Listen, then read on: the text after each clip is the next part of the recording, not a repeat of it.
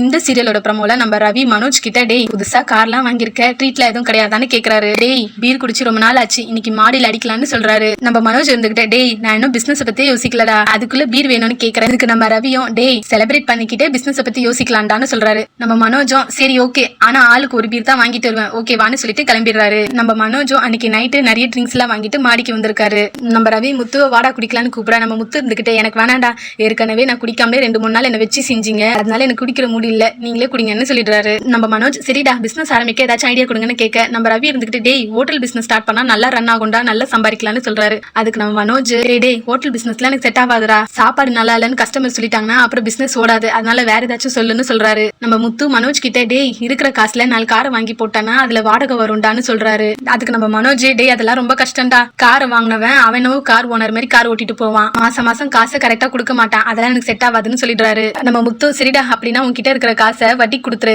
மாசம் மாசம் வட்டி வரும்ல அதை எடுத்துக்கிட்டு நீ வெட்டியா சுத்தலான்னு சொல்றாரு. அதுக்கு நம்ம மனோஜ் டேய் அதுல பெருசா குரோத்தே இருக்காதுடா, பிசினஸ்ல நல்ல பெரிய ஆளா வரணும், அதுக்கு ஏதாச்சும் ஐடியா கொடுங்கடான்னு சொல்றாரு. உடனே நம்ம முத்து மனோஜ் கிட்ட டேய் நீ தான் பெரிய அறிவாளியாச்சே, பேசாம ஒரு புக்கு கடை ஆரம்பிச்சிருன்னு சொல்றாரு. நம்ம மனோஜ் டேய் இப்பெல்லாம் யாரா புக்கு படிக்கிறான்னு சொல்றாரு. இதுக்கு நம்ம மனோஜ் ரவியும் ரொம்ப டென்ஷன் ஆகி என்னடா இவன் நம்ம எந்த ஐடியா சொன்னாலும் ஒத்துக்க மாட்டான், இப்படியே பேசிக்கிட்டே போக மனோஜ் அதிகமா குடிச்சதுனால தள்ளாடிக்கிட்டு இருக்காரு. நம்ம ஸ்ருதி மேல என்ன இவ்வளவு சத்தமா இருக்குன்னு சொல்ல அதுக்கு நம்ம ரோகிணி வேற யாரு, இதெல்லாம் நம்ம முத்தோட வேலையா தான் இருக்கும், சும்மாவே குடிப்பாரு, இன்னைக்கு சொல்லவா வேணும், நிறைய குடிச்சிட்டு தள்ளாடிட்டு இருப்பாருன்னு சொல்றாங்க. நம்ம மீனா இருந்துகிட்டு இல்லங்க அவர் குடிச்சிருக்க மாட்டாருன்னு சொல்றாங்க. பாவங்க நீங்க தான் அவரை நம்புறீங்கன்னு சொல்றாங்க. மனோஜ் தள்ளாடிக்கிட்டே கீழே இறங்கி வரத பார்த்து ரோகிணி ரொம்ப டென்ஷன் ஆகி மனோஜ் நான் கிட்ட என்ன சொன்ன, நீ என்ன பண்ணி வச்சிருக்க, எதுக்காக இப்படி நிக்க முடியாத அளவுக்கு குடிச்சிருக்கேன்னு கேக்குறாங்க. அதுக்கு நம்ம மனோஜும் இல்ல ரோகிணி நாங்க பிசினஸ் விஷயமா பேசிட்டு இருந்தோமா, அந்த இன்ட்ரெஸ்ட்ல நான் அளவு தெரியாம குடிச்சிட்டேன்னு சொல்றாரு. உடனே நம்ம ரோகிணியும் மனோஜ் திட்டிக்கிட்டே கூட்டு போயிடுறாங்க. நம்ம மனோஜ் இப்படியே யோசிச்சுக்கிட்டே பிசினஸ் ஸ்டார்ட் பண்ணுவாரா இல்ல கடைசி வரைக்கும் இப்படியே யோசிச்சுட்டு இருக்க போறாரான்னு பொறுத்திருந்து பார்க்கலாம். இது போன்ற சுவாரஸ்யமான நிகழ்ச்சிகளுக்கு ஸ்டார் வியூஸ் சேனலை சப்ஸ்கிரைப் பண்ணுங்க. தேங்க்யூ.